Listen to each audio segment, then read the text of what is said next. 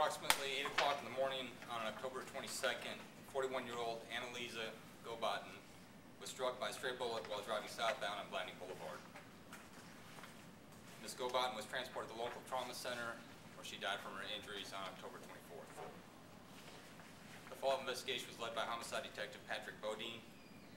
During that follow-up investigation, detectives were able to determine that the stray bullet came from a shooting that occurred on a nearby street, Transylvania Avenue, where individuals became involved in an argument related to a drug transaction and began shooting.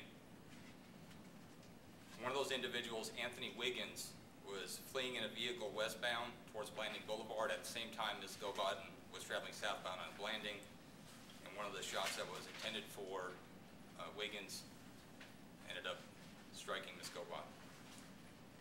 Maurice Brown, 23 years of age, was identified by witnesses as being involved in that argument on Transylvania Avenue and was observed shooting at Anthony Wiggins. An arrest warrant for murder and attempted murder was issued yesterday for Maurice Brown. He was taken into custody this morning by the United States Marshals Florida Regional Task Force without incident. He has one prior arrest for possession with intent to sell cocaine, and we do believe there is at least one other individual involved in this incident. We're asking for the continued support of the public in trying to identify this individual and asking if anybody has any additional information regarding this shooting to call JSO Homicide at 630-0500, or if they wish to remain anonymous, they can call Crime Stoppers at 866-845-TIPS. Questions? Was it just witness statements that that led you to the suspects, or Initially, that's what got the detectives on the right track. Pieces of information, different pieces of information from different witnesses led them to vehicles, which led them to suspects. Without the witnesses coming forward, giving those detectives the leads to work, we wouldn't be standing here today announcing the arrest. So it was really a good job by the public coming forward and giving us that information. So you believe there's only one more suspect out there? We know there's at least one. There could be more, but we know there is at least one. Anything else? Larry, I'm sorry. So this is one of the shooters, is that correct? There's another one that's outstanding? Well, we know for sure there's one other individual that's involved in this. Okay.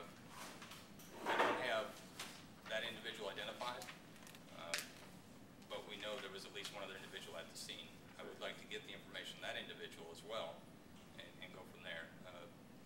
This investigation is still ongoing, so I can't release all the details, other than we do know there is at least one other individual at the scene. And I apologize, I mean, but is it believed that Brown was the one shooting towards Blanding Boulevard? Do you know that? I'm not going to say that specifically. Okay. I can tell you for sure that he was observed shooting at Wiggins as Wiggins was fleeing westbound towards Blanding. Understood. And the drug transaction, is it believed that it occurred at the home where there's a home there?